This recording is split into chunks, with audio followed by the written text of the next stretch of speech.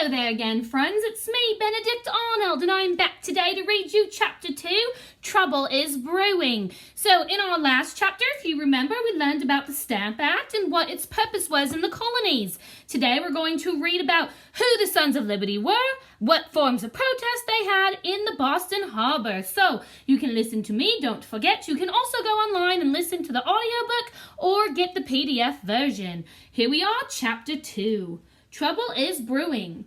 Some of the most passionate protests against the Stamp Act took place in Boston, Massachusetts. There, angry crowds took their frustration out on tax collectors. A new group of protesters formed in Boston in response to the Stamp Act. The group met under a tree they called the Liberty Tree.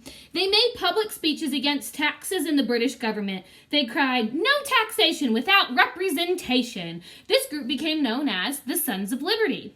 Eventually, after much protest, the British government decided to repeal the Stamp Act in 1766.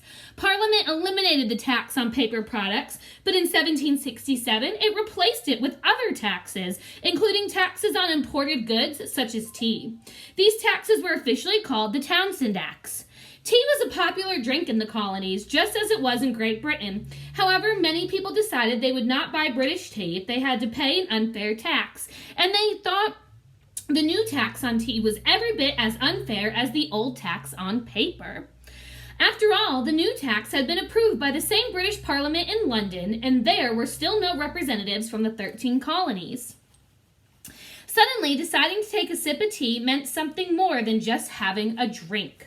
If you bought British tea, you were paying a tax, and indirectly you were agreeing that Parliament had the right to tax the colonies. On the other hand, if you refused to buy British tea, you were making a statement of a different kind. You were saying that you did not approve and would not accept taxation without representation.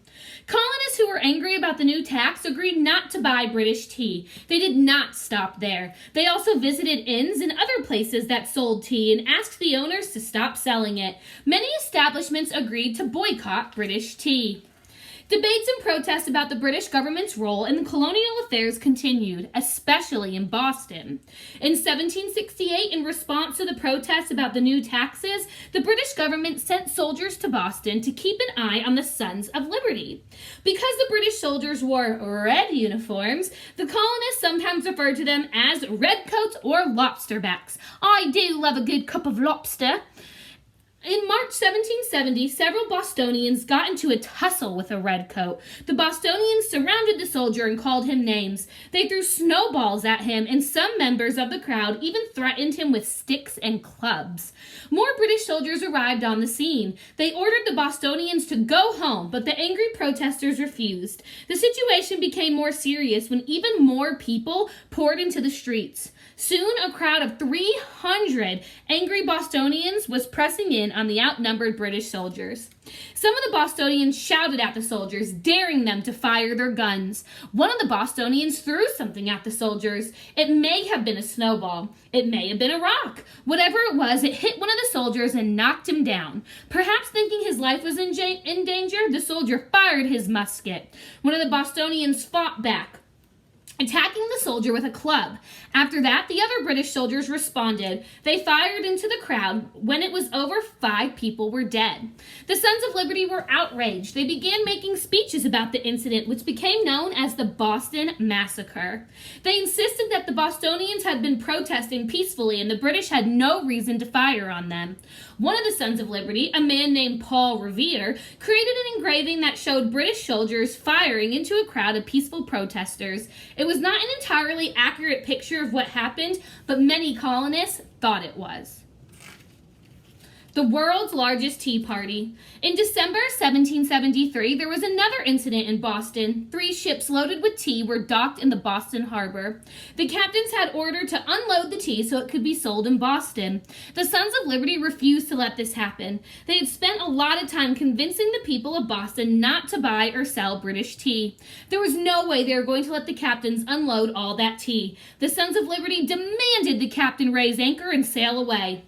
The captains weren't sure what to do, so they did not do anything. The ship sat in the harbor until the Sons of Liberty finally decided to get rid of the tea once and for all. Dressed as Native Americans, they and the other members Members of the Patriot movement boarded the ships and threw the tea into the Boston harbor. They dumped approximately 340 chests of tea worth hundreds of thousands of dollars in today's money into the Atlantic Ocean. Later, this act of protest became known as the Boston Tea Party. Phyllis Wheatley. When the Stamp Act was repealed, many people in the colonies were delighted. Some people wrote articles, letters, and songs expressing their gratitude. One woman named Phyllis Wheatley wrote a poem. Phyllis Wheatley was an enslaved African who had been brought to Massachusetts on a slave ship. She had gone to work in the home of a merchant named John Wheatley. The Wheatleys taught her to read and write. Eventually, she began to write poetry. A book of her poems was published in 1773. Her poem to King George became one of her best-known works. To the King's Most Excellent Majesty, 1768.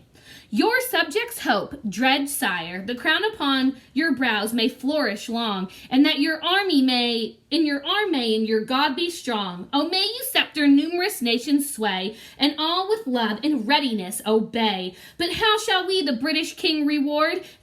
Rule thou in peace, our Father and our Lord. Miss the summer remembrance of thy favors past, the meanest peasants, most admired the last.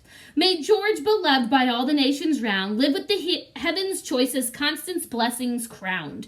Great God direct and guard him from on high, and from his head let every evil fly. And many each climb with equal gladness see, a monarch's smile can set his subjects free. Crispus Attucks. Crispus Attucks was among the people killed during the Boston Massacre. Attucks was part African American and part Native American. He had been enslaved, but at the time of the Boston Massacre, he was a sailor. During the crossfire, Attucks was shot in the chest and died immediately. 3 others, and eventually a 4th, also died as a result of the incident in Boston. On the day of the funerals, many shops closed. Thousands of people filed through the streets of Boston, following the victims' coffins. Attucks and the others became heroes. The Sons of Liberty. The Sons of Liberty was largely made up of small business owners. Several were merchants and tradesmen. The group got its name from an Irishman named Isaac Barr. Barr was a soldier and a politician. He spoke out in British Parliament against some of the decisions being made regarding the colonies. Like George Washington, Isaac Barr fought in the French and Indian War.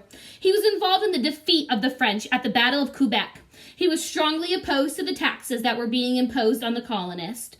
In one of his speeches, Barr referred to the colonists as Sons of Liberty. The name inspired some of the protesters in the colonies, and the group has been known the Sons of Liberty ever since. All right there, that is chapter 2 for today. Don't forget to go online and go onto your Google Classroom and do the worksheet that goes with chapter 2. Tomorrow we will read chapter 3, The Fight Begins. I hope you enjoyed your lesson for the day. I will see you tomorrow. Have a great afternoon.